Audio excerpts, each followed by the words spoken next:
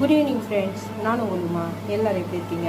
இன்றைக்கி நம்ம ஒரு சூப்பரான ஆந்திரா ஸ்டைல் தக்காளி தொக்கு செய்ய போகிறோம். தக்காளி ஊறுகாய் அப்படின்னு சொல்லலாம். இதுக்கு தேவையான பொருட்கள் தக்காளி, இது அரௌண்ட் 1.5 kg வந்து நான் கட் பண்ணி வச்சுருக்கேன். தக்காளி சீப்பாக இருக்குது, அதனால் கிலோ 20 rupees வாங்கியிருந்தேன். இது வந்து கொத்தமல்லி, இது கறிவேப்பிலை, ஜிஞ்சர் கார்லிக் பேஸ்ட், இது கொஞ்சம் போல் புளி, இது வந்து மஞ்சள் தூள், மிளகாய் தூள், காஷ்மீரி சில்லி, கரம் மசாலா. இது எல்லாமே வீட்டில் அரைச்சது தான், எதுவுமே வந்து நம்ம கடையில் வாங்கினது கிடையாது.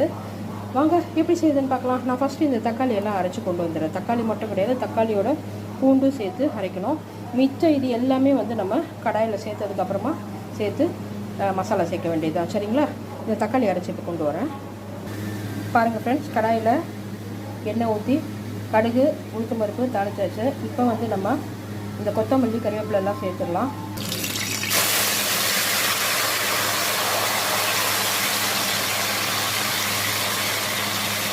தக்காளி அரைச்சி வச்சுருக்கேன். தக்காளி ப்ளஸ் புளி 2 அரைச்சி வச்சுருக்கேன். இதை வந்து இப்போது இந்த கொத்தமல்லி சேர்த்த கையோடு இதில் சேர்த்துடலாம். இதில் வந்து எந்த காரணத்தை கொண்டு தண்ணி சேர்க்கக்கூடாது. தக்காளி ஜூஸில் இருக்கிற அந்த தண்ணியே போதும். சரிங்களா? தண்ணி சேர்த்துட்டோம் அப்படின்னா இந்த தொக்கு வந்து ரொம்ப நாளைக்கு வச்சுக்க முடியாது. இந்த பிக்கிள் ரொம்ப நாளைக்கு வச்சுக்க முடியாது.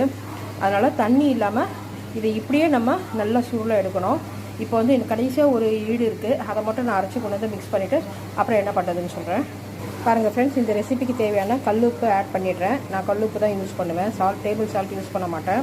பாருங்கள், ஜிஞ்சர் கார்லிக் பேஸ்ட்டு, இதுவும் வீட்டில் அரைச்சது தான், இதுவும் இப்போ ஆட் பண்ணிடுறேன். பாருங்கள், வீட்டில் அரைச்ச மிளகாய் தூள், காஷ்மீரி சில்லி, கரம் மசாலா, மஞ்சள் தூள். யூஸ்வலாக இதில் கரம் மசாலா சேர்க்க மாட்டாங்க. இன்றைக்கி நான் ஒரு வித்தியாசமாக இருக்கட்டுமேன்னு சொல்லி நான் ஏற்கனவே கரம் மசாலா சேர்த்து பண்ணியிருக்கேன். இந்த தடவையும் சரி கரம் மசாலா போட்டால் இன்னும் கொஞ்சம் டேஸ்ட் நல்லா இருக்குமேனு ஆட் பண்ணுறேன். இப்போ இதை நல்லா கலந்து விட்டுறணும். பாருங்கள் ஃப்ரெண்ட்ஸ், இதை நல்லா கலந்து விட்டுருங்க. கலந்து விட்டுட்டு இதை வந்து க்ளோஸ் பண்ணிவிடுங்க. அதாவது இது இது பாருங்கள், அடுப்பு பாருங்கள், நான் ஃபுல்லாக தான் வச்சுருக்கேன். இதை நல்லா கொதிக்கட்டும். கொதித்து எல்லாம் மேலே தெரிக்கும். அதனால் மேலே தட்டு போட்டு மூடிடுங்க, இல்லைன்னா நம்ம மேலே தெரிச்சிடும். சரிங்களா? அதனால் இப்போ நான் கலந்து விட்டுட்டேன். கலந்து விட்டுட்டு இதை 10 minutes கழித்து பார்க்கலாம். பாருங்கள் ஃப்ரெண்ட்ஸ், இப்போ நல்லா கலந்து விட்டாச்சு. இப்போ வந்து நான் பிளேட் போட்டு லீடு போட்டு மூடிடுறேன். மூடிட்டு 15 minutes கழித்து எடுத்து பார்க்கலாம். சரிங்களா? பாருங்கள் ஃப்ரெண்ட்ஸ், இப்போ நம்ம ஊற்றின எண்ணெய்லாம் மேலே வந்துருச்சு பாருங்கள்.